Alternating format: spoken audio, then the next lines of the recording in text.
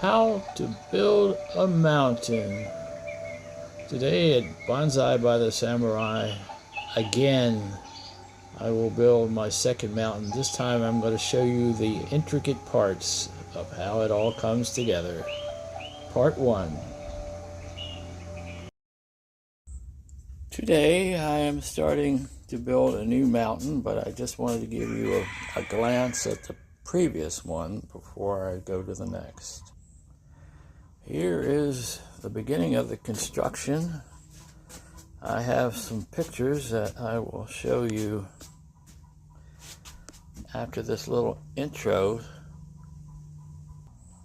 I start with a concrete base, and this is a part of a garbage disposal, the part that goes in the sink,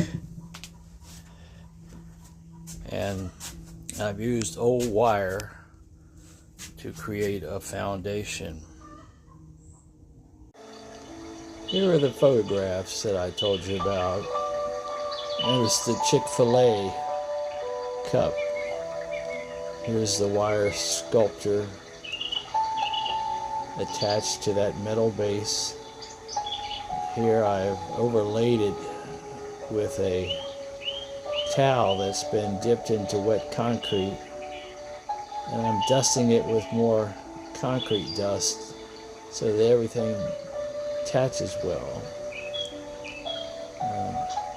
Laying in the first pieces of cloth, trying to create the pockets for the plantings. There's going to be 3 of them. Decided not to do anything directly out of the top. Each one of these mountains is a new challenge,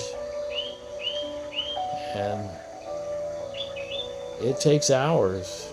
If you really want to get into it, it takes hours.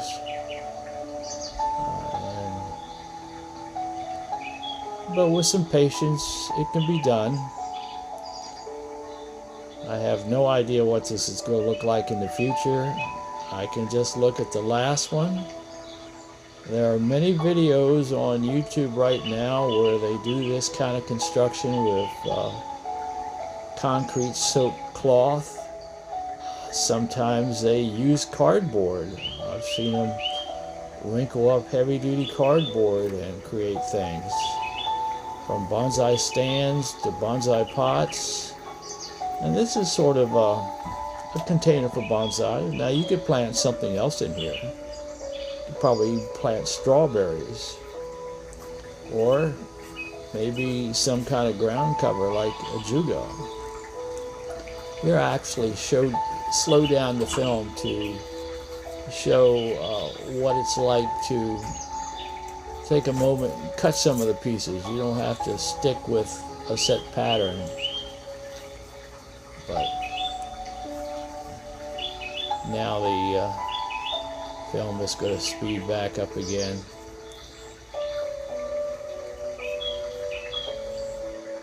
I hope you have the patience to watch this. I've watched quite a few of these films.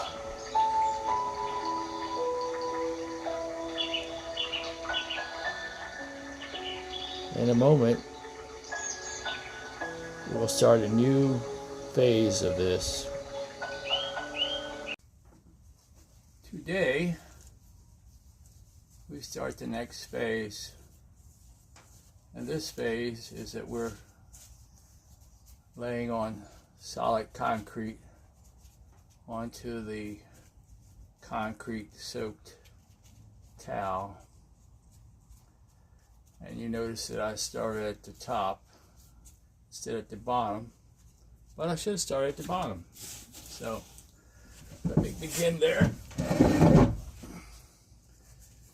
And we're just going to do excerpts on this to show you how this comes about. Now, after we finish this particular stage, we will go into the stage where we turn the concrete into practically a liquid that we will pour down over this this part of it, and it will give the mountain more of a molten look. So right now I notice my mixture is a little too wet, but I'm going to use this batch up and then mix up another batch. And well, one of the things that we got to do is get the area where it's going to receive the concrete a little moist so it receives the concrete. You see how it starts to run like that?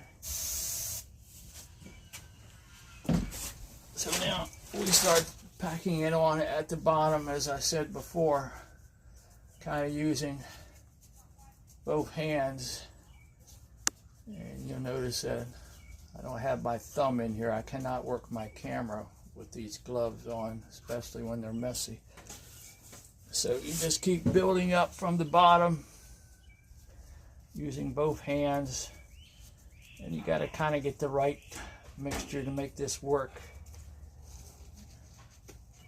You got to keep your pockets clean, otherwise you'll never be able to plant anything in there. But this will change shape rapidly as it matures. This is what they call a stone veneer mortar that I'm using. This is what they use to attach pieces of stone veneer to your home or to wherever you're having it placed. And so it kind of goes on the same way, because usually they're doing it on a flat wall. You can kind of guess when you finally got the right mixture, because it'll almost stay in place without falling off. Depends on how much you put on there. Like I say, the Cypress needs to be a little wet for it to adhere on there.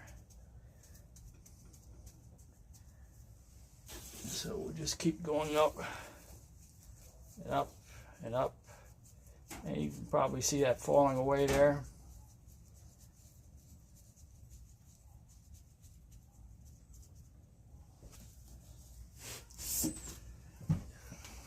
Here we are on some of the last steps for round number 4, or part 4, or 4th stage, whatever you call it.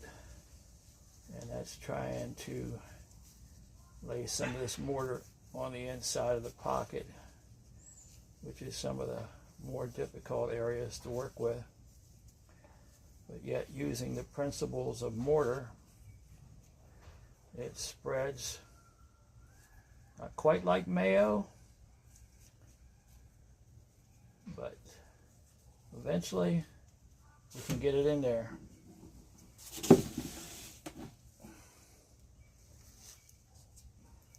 So we just sort of start at the bottom and slowly bring it up, trying to get the other hand in there to kind of smash it down.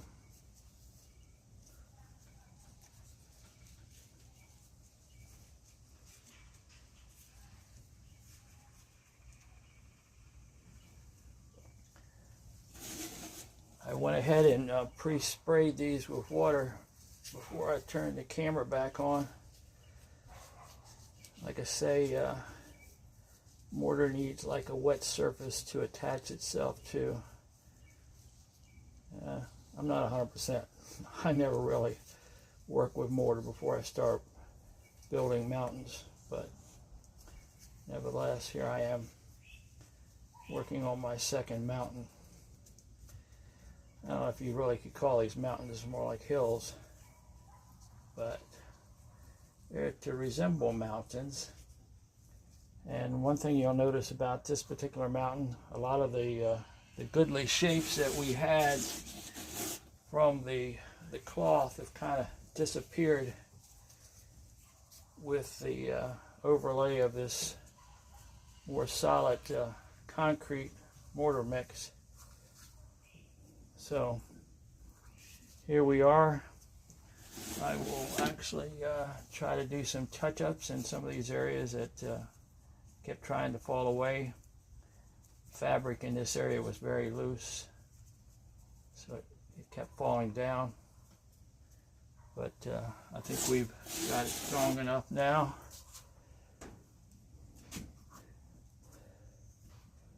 So I'll bring you guys back on the scene when we get ready to do the next stage, which is going to be the overlay of almost what looks like liquid concrete.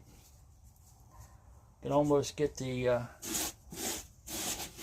look of that right now by spraying this thing with water. You'll see some of the concrete starting to kind of what looks like it's washing away, but I've incorporated a seashell on the top. Of course, all this will get painted, so it's going to look a lot different. It will look different. Join us for part 2 in a few days. Have a nice day.